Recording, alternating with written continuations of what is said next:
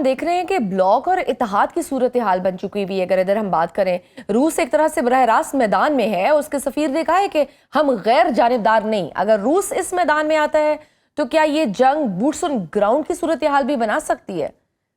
देखें, रूस की एक बहुत बड़ी कोशिश है। देखिए, हर किसी के अपने इंटरेस्ट हैं। हम्म। हम थोड़ा सा जज्बाती हो जाते हैं कि भाई रूस आ रहा है इस गेम के अंदर और बाकी ममालिक इसके अंदर इन्वॉल्व हो रहे हैं। दुनिया जो है वो इमोशंस पे, इंटरनेशनल रिलेशंस अफॉर्चुनेटली और अनफॉर्चुनेटली वो ऑपरेट नहीं करते। हम्म। रूस जो ये बात कर रहा है कि हम पूरी तरह मौजूद हैं, रूस का अपना स्ट्रेटेजिक इंटरेस्ट है इस बात में कि किसी तरह वो मिडिल ईस्ट को अमेरिका का यूक्रेन बनाए। राइट। ठीक, वो चाहेगा कि अमेरिकन बूट्स ऑन ग्राउंड आए, वो चाहेगा प्रोवोक करे अमेरिका को कि वो ग्राउंड के ऊपर आके ईरान पे इन्वेजन करे, ताकि वो ईरान के मिडिल ईस्ट के सहराओं के अंदर वो उसी तरीके से अमेरिका को बॉग डाउन करे जिस तरह से वो बॉग डाउन फील कर रहा है यूक्रेन के अंदर, जो उसके साथ अमेरिका ने यूक्रेन के अंदर किया।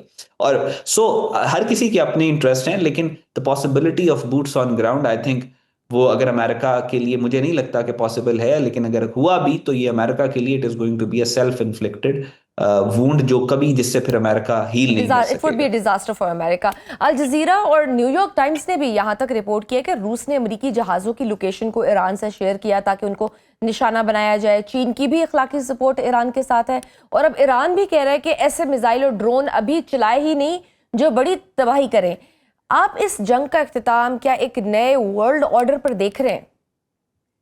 देखिए, मैं थोड़ा सा रियलिटी इसके अंदर थोड़ी सी ये भी पिच इन करूंगा कि पिछले हम्म। 800 दिनों में चौथी दफा ये अटैक इस तरीके से हुआ है।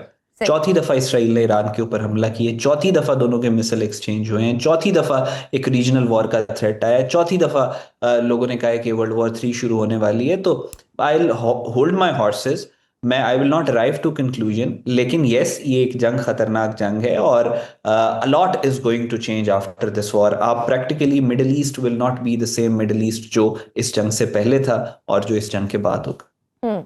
दूसरी तरफ सऊदीया ने भी खुलकर इसराइल के खिलाफ बयान भी दे दिए और ईरान को यकीन दहानी भी कराई है कि उनकी ज़मीन ईरान के खिलाफ इस्तेमाल नहीं होगी। क्या पाकिस्तान के इसमें कोई डेफिनेटली किरदार तो रहा है? आप उस किरदार को कैसे देखते हैं? देखिए, पाकिस्तान का बड़ा गोल्डन प्रिंसिपल है। पाकिस्तान का वो कायदे आजम हमें देकर गए थे, peace within and peace without. और ये कायदे आजम नहीं कहा था कि ये golden principle of foreign policy है जो पाकिस्तान का। पाकिस्तान देखें, पाकिस्तान एक बड़ा यूनिकली पोजिशन मुल्क है। पाकिस्तान इस सारे केओस के अंदर, आप मिडल ईस्ट के अंदर जो कंट्रीज हैं, आप वो देखेंगे मिडल ईस्ट के अंदर कौन सा मुल्क अपने पावर को प्रोजेक्ट करना चाहता है, अपने इन्फ्लुएंस को एक्सपैंड करना चाहता है। एक हम्म। इसराइल है, वो ग्रेटर इसराइल बनाना चाहता है, उसके अपने अल्टीरियर मोटिव्स हैं। आप अगर मिसाल के तौर पे अमेरिकन जो थे वो मिडिल ईस्ट के अंदर आए तो उनके अपने मोटिव से, वो कैपिटलिज्म के ऊपर आए, वो डेमोक्रेसी लेके आना चाहते थे, वो ये नैरेटिव लेके वो मिडिल ईस्ट के अंदर उन्होंने पूरी दुनिया के अंदर अपना जो इन्फ्लुएंस एक्सर्ट किया।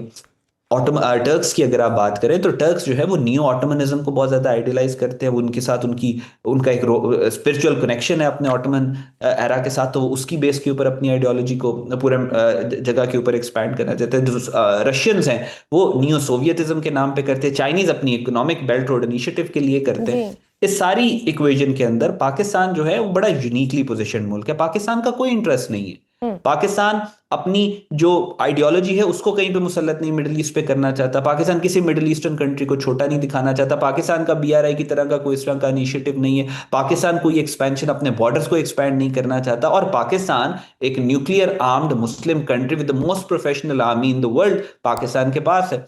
सो लिहाजा पाकिस्तान का जो रोल है स्टेबिलिटी लेके आने के लिए, पीस लेके आने के लिए, वो नेचुरल रोल है। और आपने जो बात की है अभी सऊदी अरेबिया और ईरान के दरमियान में, ये हमने कोई पहली दफा नहीं किया। हाँ, इस तरह के चार्ज्ड इन्वायरमेंट के अंदर, क्रिटिकल सेंसिटिव इन्वायरमेंट के हम्म। अंदर बड़ी हिम्मत चाहिए, बड़ा विजन चाहिए, बड़ी क्लैरिटी चाहिए डिप्लोमेसी को लेके चलने के लिए, जो कि हमारी लीडरशिप ने दिखाई है। स्पेशली फील्ड मार्शल ने जो जिस तरीके से ये सारा उन्होंने इसके बिहाइंड द सीन्स जो डिप्लोमेसी उन्होंने की है। लेकिन पाकिस्तान का एक तजर्बा और एक इंस्टीट्यूशनल डेप्थ हमारी मौजूद है। हम ईरान और सऊदीया के दरमियान में बैलेंस आउट चीज़ों को पहले करते रहे इस तरह की इन्वायरमेंट में, उसी तरीके से जिस तरीके से हमारी मिलिट्री डिप्लोमेसी ने आके इन दोनों ममालिक के दरमियान में मीडिएट कराया है। इससे बहुत बड़ा एक हीलिंग टच है, हिस्टोरिक है। और ये जो है, ये इसके आगे बहुत दूर रस नताइज होंगे आगे डीएस्केलेशन के लिए। बिल्कुल ठीक। और इस खित्ते में मैं भारत की भी बात करना चाहूंगी। उसका किरदार भी इंतहाई घिनौना है। उनकी हुकूमत खुलकर इसराइल की सपोर्ट कर रही है और ईरान के सुप्रीम लीडर की शहादत पर कोई ताज़ियती पैगाम तक जारी नहीं किया गया। अफगानिस्तान में भी दहशतगर्दों को भारत सपोर्ट करता है। क्या अब भारत भी इस जंग का बरह रास्त हिस्सा बन सकता है? देखिए, भारत हमेशा से मुसलमानों के खिलाफ होने वाली हर जंग का हिस्सा था हम्म। और अभी भी है। जो हेक्सागन अलायंस बन रहा है नेतन्याहू का, उसमें सबसे पहला मेंबर उसका भारत है, दूसरे अफगान तालिबान है। अब आई होप कि अब इनके इरानियंस के लिए और बाकी भी जो मिडिल ईस्टर्न कंट्रीज है उनके लिए ये बात वाज़ेह हो गई होगी कि दोस्त कौन है और दुश्मन कौन है। जी। और जितना नापाक और गलीज किरदार भारत का है, हम्म।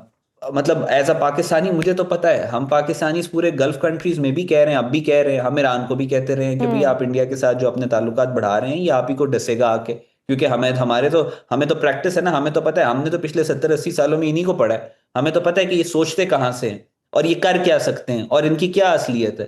बाकियों को जाहिर है, अब हमारी बात कई मुल्कों ने मानी, वो फायदे में रहे पाकिस्तानियों की बात मान के, जिन्होंने इनको एक आर्म्स लेंथ पे रखा। जिन्होंने इनके साथ ज्यादा जो गले मिले उन्होंने अब नुकसान उठाया और वो उठा रहे हैं, और आगे भी अगर नहीं सुनेंगे तो इंडियन से नुकसान उठाएंगे, क्योंकि ये जो बीजेपी और आरएसएस है ये सांप है, सांप की फितरत है आपको डसना।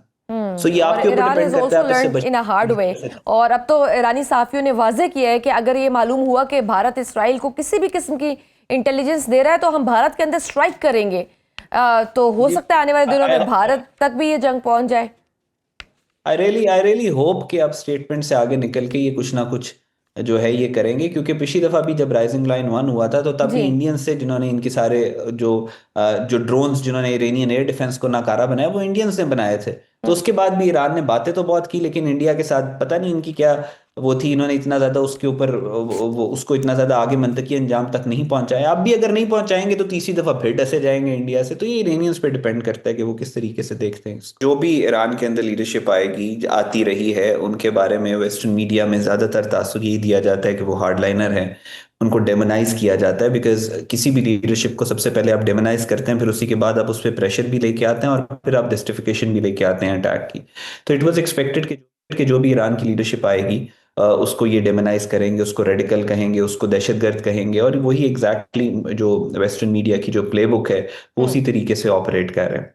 ईरान के अंदर जो भी लीडरशिप आएगी उसको आप 3 चीजों के ऊपर आपको मैयर करना पड़ेगा। सबसे पहले ये कि इस वक्त जो ईरान की डिमांड है, ईरान की नीड है कि किसी तरीके से हालात डी एस्केलेशन की तरफ जाएं, और जो स्टेबिलिटी है वो मिडल ईस्ट के अंदर है। ईरान के इंटरेस्ट में भी यही है और नई लीडरशिप भी यही चाहेगी। दूसरी बात यह है कि ईरान को इस वक्त जो प्रॉब्लम जो लीडरशिप आई उसको, अब दूसरा एंगल उसका ये है कि ईरान इस वक्त अपनी 4th टियर लीडरशिप के ऊपर खड़ा हुआ है। ईरान में मल्टीपल टाइम्स जो लीडरशिप है उनको टारगेट किया जा चुका है, डीकैपिटेटिंग स्ट्राइक्स की जा चुकी हैं, कासिम सुलेमानी से ऑनवर्ड्स, न्यूक्लियर साइंटिस्ट और फिर प्रेसिडेंट और फिर फॉरेन मिनिस्टर और ये सब कुछ। एक डीकैपिटेटिंग स्ट्राइक का जो थ्रेट है वो, जाहिर है इरानियंस ये बात करते हैं कि उनकी जो लीडरशिप है उसमें किसी किस्म का खौफ नहीं है, तो वो बात बिल्कुल ठीक है। लेकिन जो इनकी सफ़ों के अंदर गद्दारी है, जो हाई लेवल के ऊपर इनके टॉप लेवल पे ट्रीजन है, जो कोऑर्डिनेट्स डिस्क्लोज करते हैं, जो इसराइल को इनवाइट करते हैं कि आप आए और आके यहाँ पे फलां पे अटैक करें और ये लोकेशन और ये जगह,